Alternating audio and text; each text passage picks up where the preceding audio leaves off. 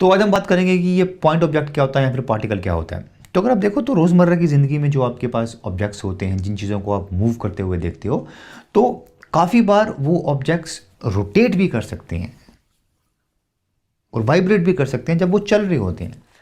For example, अगर आपने कभी क्रिकेट बॉल को कैच करने की कोशिश की होगी या किया होगा तो आपको पता होगा कि भाई वो रोटेट भी करता है, जब चल रहा है वो तो रोटेट भी करता है और वाइब्रेट भी करता है वो, राइट। तो हमने क्या किया, वो अपनी लाइफ को आसान बनाने के लिए हम लोग अज्यूम करते हैं, फ़र्ज़ करते हैं कि जो ऑब्जेक्ट्स होते हैं रोज़मर्रा की ज़िंदगी में, ये इनके डायमेंशन कुछ नहीं होता, यानी कि इनका लेंथ कुछ नहीं है, विड्थ कुछ नहीं है, हाइट कुछ नहीं है, राइट। ताकि अपने को ये रोटेशनल मोशन के साथ डील ना करना पड़े और वाइब्रेशन मोशन के साथ डील ना करना पड़े, हमारी लाइफ थोड़ी ईजी बनाने के लिए हम ये अज्यूम करते हैं। तो ऐसे ऑब्जेक्ट्स जिनकी डायमेंशन नहीं होती है कुछ, उनको हम पॉइंट ऑब्जेक्ट्स बोलते हैं, फिर पार्टिकल बोलते हैं। तो अगर आप देखो तो कोई भी ऑब्जेक्ट जो है वो ऐसा एग्जिस्ट नहीं करता जिसकी डायमेंशन ना हो। तो ये जो पॉइंट ऑब्जेक्ट का कॉन्सेप्ट है, ये रियल लाइफ में एग्जिस्ट नहीं करता, ये ह्यूमन माइंड की पैदाइश है, ह्यूमन माइंड ने क्रिएट किया हुआ है, राइट। तो सवाल ये कि भाई अगर ये रियल लाइफ में एग्जिस्ट नहीं करता तो क्यों इसकी बात करते हैं हम लोग।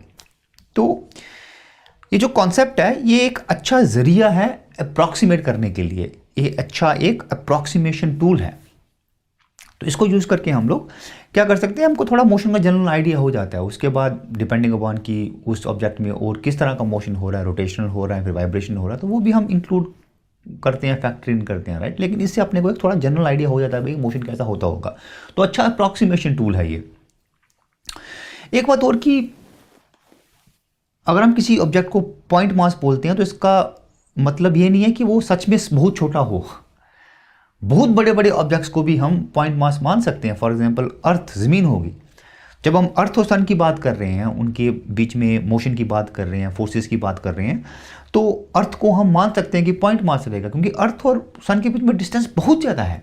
तो उस डिस्टेंस के कंपैरिजन में अर्थ बहुत छोटी है, राइट। तो ये ज़रूरी नहीं है कि अगर हम किसी ऑब्जेक्ट को पॉइंट मास बोल रहे हैं तो वो बिल्कुल सच में छोटा होगा, राइट। ये डिपेंड करता है कि आप कितने डिस्टेंसेस की बात कर रहे हो और उस डिस्टेंस के कंपैरिजन में क्या वो ऑब्जेक्ट सच में छोटा है कि नहीं है, ठीक है। तो ये जो पॉइंट ऑब्जेक्ट होते हैं, इनकी एक बहुत बड़ी खूबी होती है। खूबी ये होती है कि इनका जो मोशन होता है हमेशा ट्रांसलेशनल मोशन होता है।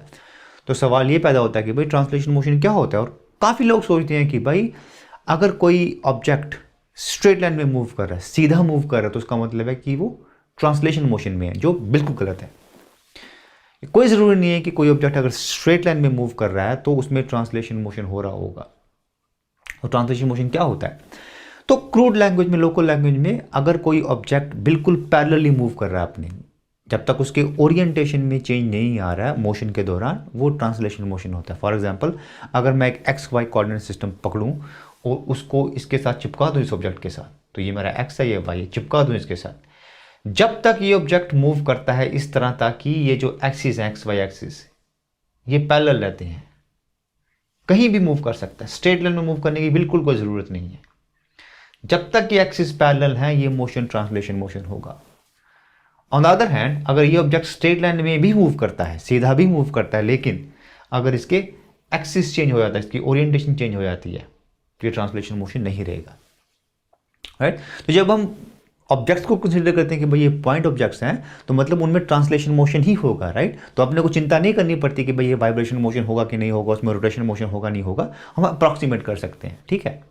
तो हमने अब तक जो भी पॉइंट मास को लेकर या पार्टिकल को लेकर बात किया, उससे आपको एक चीज़ का अंदाज़ा होना चाहिए, आपको ह्यूमन माइंड के बारे में कुछ पता चलना चाहिए कि भाई ह्यूमन माइंड कितना ब्रिलियंट है, क्या कुछ कर सकता है, ये कितना पावरफुल है ये, राइट। अगर आप देखो तो जिस इन्वायरमेंट में हम काम करते हैं, अपने को इसके बारे में सब चीज़ पता नहीं है, क्योंकि हमने नहीं बनाया, ये नेचर ने, कुदरत ने बनाया है, तो अपने को सब चीज़ें पता नहीं है नेचर में कैसे काम होता है, राइट। उसके बावजूद भी हम लोगों ने, ह्यूमन ने क्या किया हुआ है, वर्क अराउंड्स निकाले हुए हैं, जुगाड़ निकाले हुए हैं, जो हम अपनी सहूलियत के लिए यूज़ करते हैं, नेचर को ज़्यादा जानने के लिए। और ये उनमें से एक कॉन्सेप्ट है। अगर आप देखो, जब हम थर्मोडायनामिक्स पढ़ रहे थे तो वहाँ पे एक कॉन्सेप्ट था reversible process. Reversible process exist नहीं करता नेचर में, नेचर में कहीं नहीं मिलेगा आपको। वो ह्यूमन माइंड की पैदाइश है, ह्यूमन माइंड ने उसको बनाया हुआ है अपनी सहूलियत के लिए, नेचर को ज़्यादा जानने के लिए, राइट। तो इन कॉन्सेप्ट से आपको एटलीस्ट पता लगेगा कि भाई ह्यूमन माइंड कितना पावरफुल है, क्या कुछ कर सकता है, राइट। इतनी लिमिटेशंस होने के बावजूद भी, अपने को सब चीज़ें पता नहीं होने के बावजूद भी हम लोग वर्कअराउंड्स निकालते हैं, जुगाड़ निकालते हैं, ताकि हम नेचर को अच्छी तरह से समझ सकें। ठीक है, तो आज के लिए इतना ही, आपसे फिर मुलाकात होगी। थैंक यू सो मच, शुक्रिया।